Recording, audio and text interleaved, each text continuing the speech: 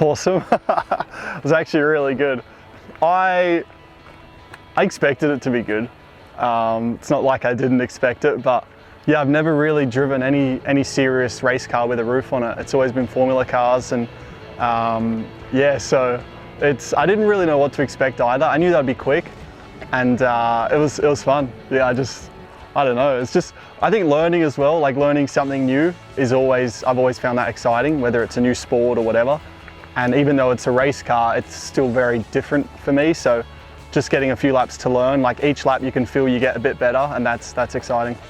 Yeah, I mean, at the end of the day, it's top level of racing, you know, so it's different obviously to Formula cars, the speeds and the style of car, but it's still the top tier for, you know, tin top racing as we call it. So I mean, just everything, the car control. I've always loved supercars for how close they race, you know, the bit of bumping and just, I don't know, having that judgment at that speed is pretty cool. You know, with F1, we race close, but you don't really get as much touching because just the way the cars are built, and they're a bit more, I guess, fragile. But for these guys still to be doing, you know, well over 200 Ks and be pushing bumpers, it's good fun.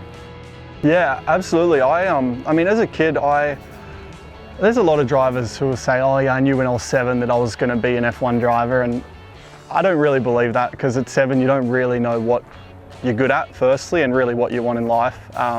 As a kid, I loved race cars, so my dream was to be able to race cars for a living.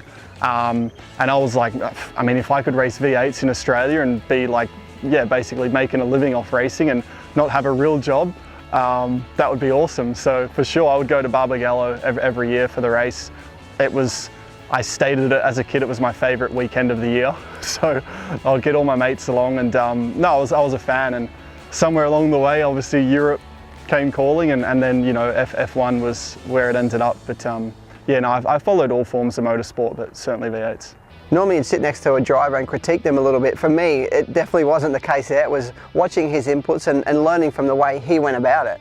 He was very kind on the machinery, obviously, so shifting well and truly early and stuff like that, which was pretty nice of him. But to see the way he got in, went out and did laps with me in the car with him, and then he stepped it up every single lap, just crept up on the brake markers, changed his inputs to improve every single lap. And I mean, that's why he's the champion he is. And for me to sit next to him in the car and witness that firsthand was pretty special. Be pretty special to have that name on the car for October, but it wouldn't be Dan co-driving with me, it'd be me co-driving with Dan.